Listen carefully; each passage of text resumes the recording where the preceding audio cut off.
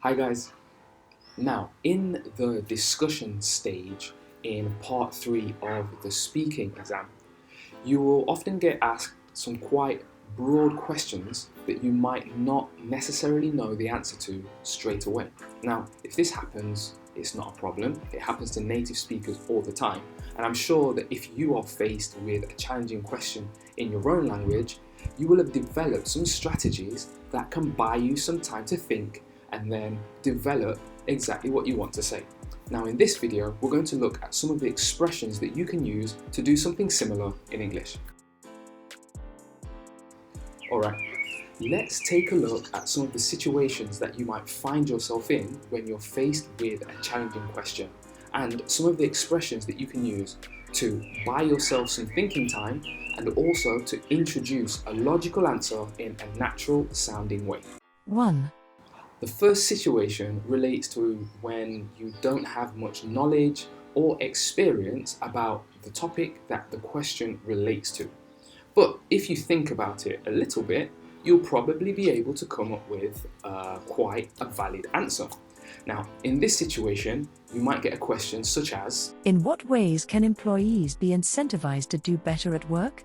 So, one way that you could start your answer to this question would be to say, I have to admit that I'm not really familiar with this issue because, or I have to admit I'm not really familiar with this issue, but the first thing that comes to mind is 2. The second situation is when you haven't really considered the question that's being asked before. Maybe it's because the topic relates to work life or having a family, and maybe you're just a student. So you might get a question such as, What things are important for people to consider before starting a family? and a good way to start your response would be to say, to be honest, I've never really thought about that before, but the first thing that pops into my head is. 3.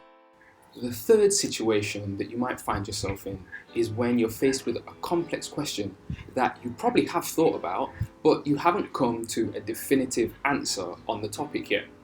So you might get a question such as, They say that money is the root of all evil.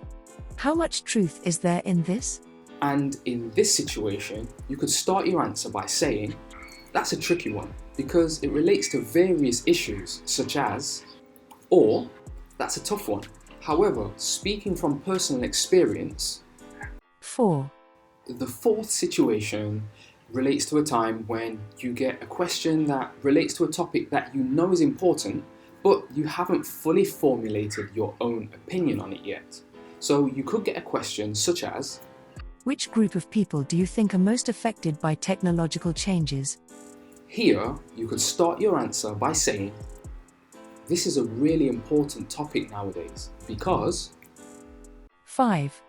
The fifth situation that we're going to look at is when you get a question about a topic that is commonly discussed, or maybe it's particularly prevalent in the news at the moment.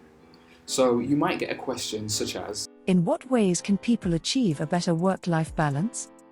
for this type of question, you could start your response by saying, this is a topic that people have been discussing a lot recently. What I think is. Okay guys, now in this video we looked at 5 ways that you can buy yourself time and introduce a naturally sounding answer when you're not sure exactly what to say straight away. Now obviously these aren't the only expressions that you can use, but to get yourself started, try to use some of these the next time you're faced with a challenging question. Now I hope that you enjoyed this video and you got something from it. If you did, please like and subscribe so you're notified when the next video is released. Thanks for watching and see you next time.